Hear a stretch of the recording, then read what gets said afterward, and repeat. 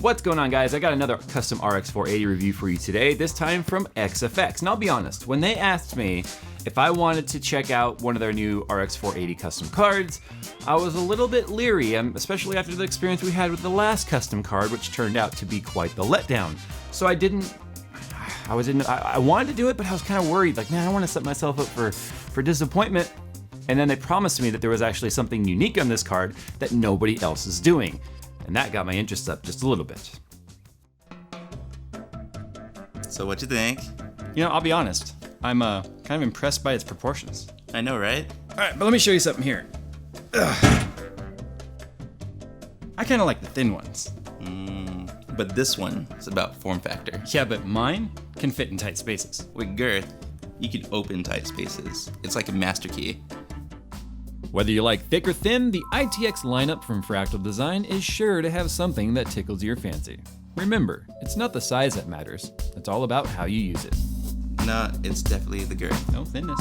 Girth, dude. Thinness. Girth. There's no contest. No, there's contest. It's girth. So what's really interesting about this one is the fact that there's no custom name in there. You know, everyone's throwing like gaming, G1 gaming, and we've got our Uber edition, and we've got our extreme edition. But this one here is just our Radeon RX480. But it's pretty unique because they have put their own custom spin on this where they've heard us. They have heard us reviewers, and they've heard you consumers say stuff like, I want your card, but I don't want to do a red theme. I'm doing blue. I understand that the designers and the manufacturers have their favorite colors, and they kind of want there to be a specific color associated with their line of product. The problem is everyone starts stepping on everyone's toes and those colors no longer mean anything. So I get mad when manufacturers will shove that color down your throat. Well, now XFX wants you to shove it down your own throat because they've got removable, replaceable LED fans with different colors that you can install yourself. So what we're gonna be doing today is I'm not going to be spending hours upon hours benchmarking this card and putting it through the paces of all the different benchmarks. I'm not gonna do that because I want to focus on today. I want to focus on this cooler. I want to see how cool it can keep this card because that was the point of contention with the last RX480 I looked at. And then obviously we're gonna check out this whole fan swap thing. Man, it has been a long time since I have done any kind of unboxing. This is gonna be fun. I wanna point out that I'm an idiot, and I'm sure you guys have already pointed it out too. It's the GTR. They call it the GTR. It's not their double dissipation or black edition, or it's just GTR. Someone's really into Nissans. Or Nissan, wherever you're from. Anyway, it is the 8GB model, and it is a 1288 megahertz boost core. So it's not incredibly fast compared to the stock one, which is 1266. Maybe we'll do a little bit of overclocking on this to see how it handles it. But anyway, let's go ahead and let's get this bad boy out of the box. I have already torn the box. Do you see why I don't do unboxings?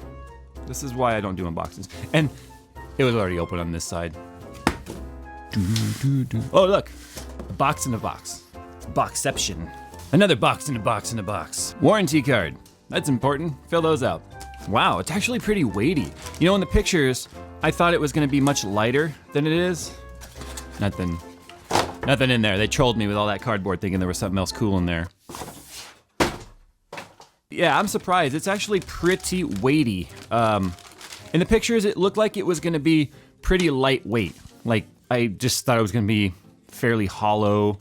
And plasticky. I mean, don't get me wrong, the shroud is plastic, but it doesn't have a cheap feel to it, which I think is kind of important. I think you guys know what I'm talking about when I say some brands really cheap out on the components of their AMD cards, and then it just feels flimsy and cheap, but not this guy. Obviously, that's because it has a backplate. It's got a embossed XFX in there, polished XFX against a matte finish here. It's kind of nice, it's not gaudy. Even the sticker is like, I don't know how well the camera picks up. It's sort of a gunmetal gray. It's not just a bright white that's in your face. We've got 8-pin power on here, obviously, so that we can get a little bit of cleaner power distribution there. We're not pulling too much from PCIe. And then we've got our BIOS switch right here. Unfortunately, XFX has not labeled the PCB on which direction is which BIOS. So I guess we're gonna play Guess the BIOS. Okay, so fans with this card are equipped with smart silent technology, blah, blah, blah. What that means is the fan's gonna ramp up and slow down based on load. So here are the colors that come available. You can buy these separately. Obviously, we've got white, blue, and red. You've got white here, which has clear blades so that the light can shine through. And we'll go ahead and stick those on the card first, guys. And you see how easy it is to change your graphics card color there? Make sure it's Obviously lined up the right way. It is keyed, so you can't just stick it in the wrong way. Unlike human beings, you can stick it in the wrong way with a human being. Don't ask me how I know. There's that. And then same thing over here. Make sure the key is lined up. So there's no point in talking about this anymore. Let's get this on the test bench. Let's see what they look like lit up. And then we'll do our temperature testing. Transition. Okay, what I want to do here is I want to see how this thing performs both temperature, and then we'll do a little bit of overclocking here. I'm going to do 3D Mark Firestrike because it's a pretty heavy load on the GPU during the GPU test, and I want to see if we get any fluctuation of core clock, and I'm curious as to what the actual load is in terms of TDP, because remember, AMD does show wattage on MSI. It's not as accurate as if you had, like, say, a voltage meter hooked up to it, but at least it'll give you an idea. And we've already seen, like with the water cooling and with the G1 gaming, how much the RX480 can actually pull in terms of wattage. Wow, what I'm noticing already right off the bat is it's only pulling 102 watts, all the way down to 98 watts. That's pretty cool. Now look at this, look at the temperature. It's only at 55, 56. Of course, it's gonna take time to ramp up. The fans aren't even going yet. There they go. I was like, when are they gonna turn on? Okay, that's GPU load right there. And you can see our core clock has not fluctuated even 1 megahertz during that test. Now, obviously these tests aren't very long, but they are a heavy load during that test. And we'll do like a valley or a heaven loop for like 10 minutes to see what happens over time. But so far I'm worried to say this, but I might actually be a little bit excited about the performance we're seeing here, because RX480 performance has been hit and miss so far. So look at that, 90 or 98 watts. What the?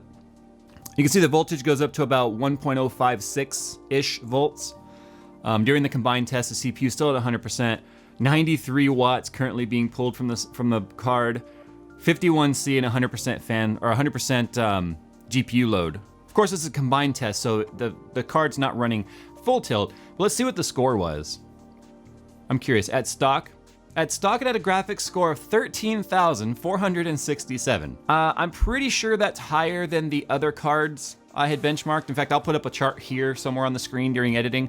I'm pretty sure that's higher than any of the other 480s out of the box, definitely. So before I do any overclocking, I'm gonna let Heaven run for a while. We'll just let it loop, and I'll keep the stuff up on the screen, and I'll time lapse this. So you guys, here's what I want you guys to do while this is happening. Keep an eye on the megahertz. We want to see if this fluctuates at all, and obviously keep an eye on the temperature.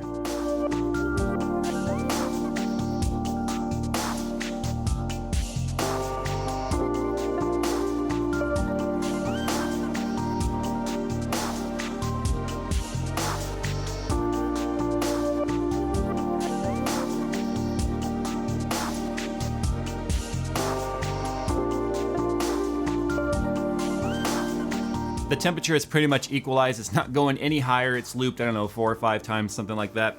60C. How in the hell are these guys keeping an RX 480 at 60C? Look at the wattage. It was in the 80s the entire time. You guys saw during that sped up footage, it never moved even 1 megahertz off of 1288. That's exciting. Okay, so you know what we gotta do next, right? We gotta overclock this beast. So guess who was hit with an auto update while in the middle of trying to get some work done? Piece of shit.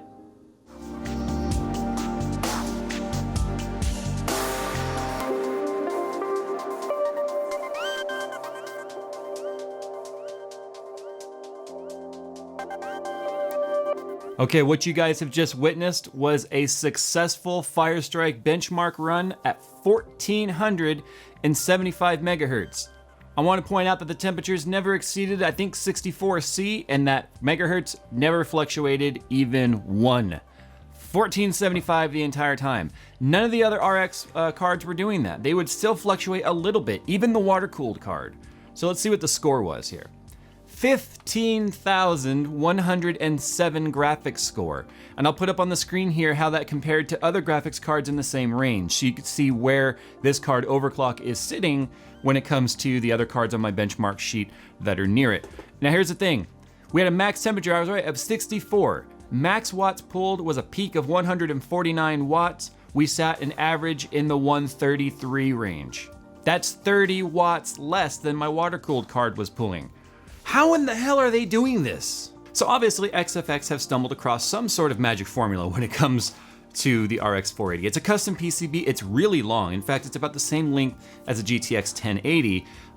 It's definitely not taking advantage of the small form factor that the reference 480 is, but that's fine if you ask me, because they're giving you everything you kind of want with this card. Amazing cooling, 64C while overclocked, 60C while not overclocked. Amazingly power efficient, only 133 average watts while overclocked that far, and down into the 80s and 90s, and about 100 under full load in games when not overclocked. That's even less than reference. So how they've done that, I don't know. Now there are two small gripes I have here, and I'm gonna say that they're pretty superficial considering the level of performance that you're actually getting with this card, but nonetheless, I'm gonna bring them up because I find myself asking. One, when it comes to the removable fans, they could have centered the stickers just a little bit better. They do wobble around quite a bit because they're off center, and that's just super annoying. But it's kind of, the reason why I say it's superficial is because when the case or the card is in your case, typically it's pointing down. You're not going to see that anyway, and the fan colors can more or less act as like an ambient ambient lighting. I don't even know where the hell that came from. But it's gonna act more like ambient lighting. But if you have some cases with horizontal motherboards, which are kind of becoming more normal these days with some of the more cube style cases, if you look at that, it's really annoying and it gives it sort of a cheap feel. So XFX, I think you guys need to do a better job at centering those stickers. Some of them are way off center and it's crazy looking. Anyway, when it comes to the removable fans, really neat idea. The only reason you'd really change these though is to change the LED color. Now, we live in a world of RGB, and I have to kind of wonder why this isn't something that could have been done on an RGB level, meaning the user doesn't have to spend more money to change out their LED color. Unless that's the answer right there. Spend more money, and obviously you guys are in the business of making money, but I have to wonder why this couldn't be done on an RGB level, allowing the user then to customize it on the fly without having to change it out. Even though it could be done on the fly with this, taking it off while the card is running, I still think this is something that could have been done on an RGB level. But that's just me.